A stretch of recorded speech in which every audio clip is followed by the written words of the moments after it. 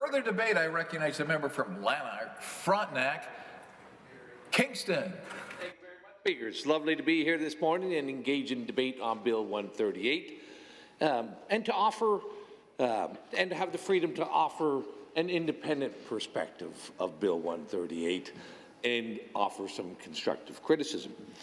Speaker, the government often states that Ontario is open for business, but when it comes to cannabis, are these words factual? Are they accurate? Or do they mask and hide an inconvenient truth? It may be more truthful to say the black market, the illegal and the illicit market for cannabis remains open for business in Ontario. Speaker, the very premise, the foundation that legalized cannabis rests upon is to eliminate the black market. If we judge Ontario's cannabis policies by this measure, it has been a dismal failure. The government assumed office 18 months ago and now believes it ought to consult and learn what it is they ought to do with legalized cannabis. Well, I guess it's better late than never, is the best we can say about those comments. Should the minister or his staff be listening or reading the transcripts of this debate, there are a few questions that need answering, and an explanation is due.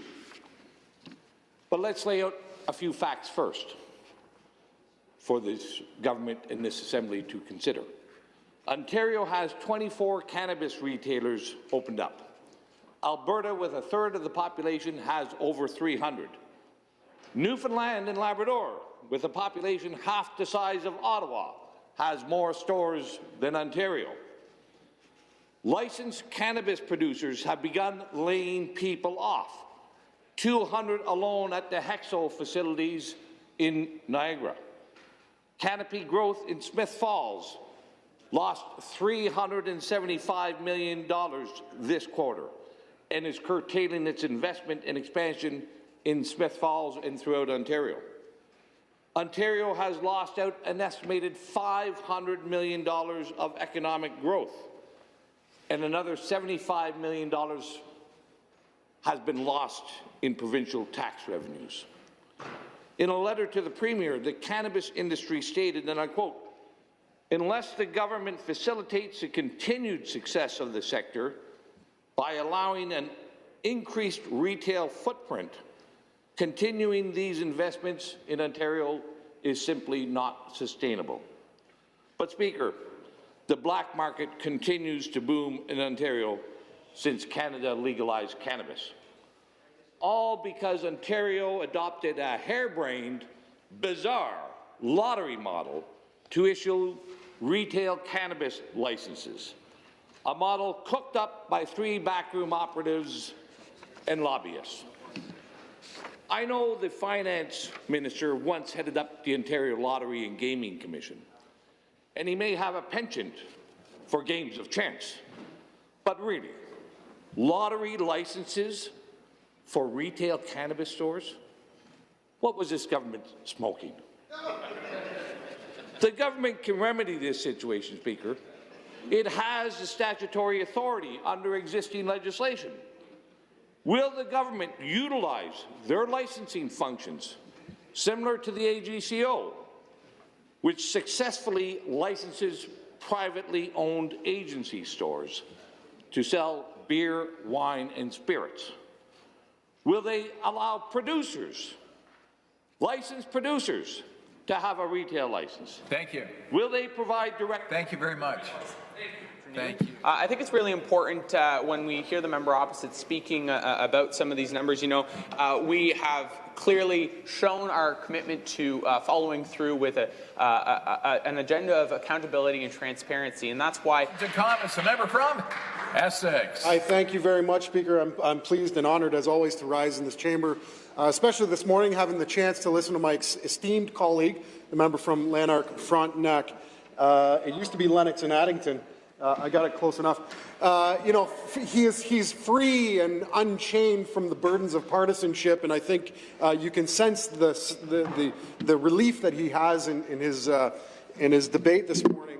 And when he raises the issue of retail cannabis sales in the province of Ontario and how this government, and particularly this premier, who has experience and self-professed acumen on various models of business, whether they be independent or retail chains, as it were, Speaker, you have to wonder how this premier could, in fact, lose in the first year of retail sales of cannabis, something that was anticipated in a market that was already existing, lose around $40 million in the first year. It does certainly boggle the mind, and the member raises some important questions. Can't they wrap their heads around this? Hasn't he given it enough thought to actually capitalizing and supporting and making sure that revenue supports the important programs that this province requires? But it gives us an idea of where this government has failed. Certainly there was an existing model built into the LCBO with their retail chain and their distribution network, the training, the support, the protection for consumers that they had already. It was ready to go off the shelf, but as the member eloquently put it, it was cooked up in some back room, and obviously this government has failed on that file. Thank you. Questions and comments. The member from Northumberland, Peterborough South.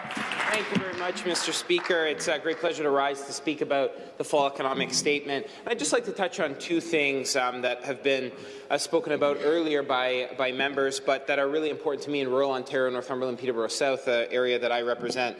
First, to contextualize, Mr. Speaker, we got in the situation we're in by excessive government spending. I return to the member from Lanark, Frontenac, Kingston, for his final comments. Thank you, Speaker. And I do want to thank the member from Niagara West and the member from Essex for engaging in the debate on the substance of my comments, and the member from Northumberland and Spadina for commenting on something entirely unrelated to what my comments were. Speaker, we know, cannabis industry is an important element to this province. In your riding alone, in Leamington, Chatham, Kent, Leamington, there is a raft of producers there. They are under threat. The member from Niagara West, he knows it. There's lots of producers in here. 200 people are laid off in his riding. Speaker, we cannot allow our recreational, legalized cannabis industry to be used as a game of chance and a lottery to pick winners and losers of who is going to be in there while we continue to allow the black market to prosper, to flourish, and we stifle our own economic growth in Ontario as a result. Speaker, thank you for the opportunity to engage in Bill 138. I do hope to hear some answers from this government on opening up the retail market so that the cannabis business can flourish and that the retail and the black market can have an end put to it quickly.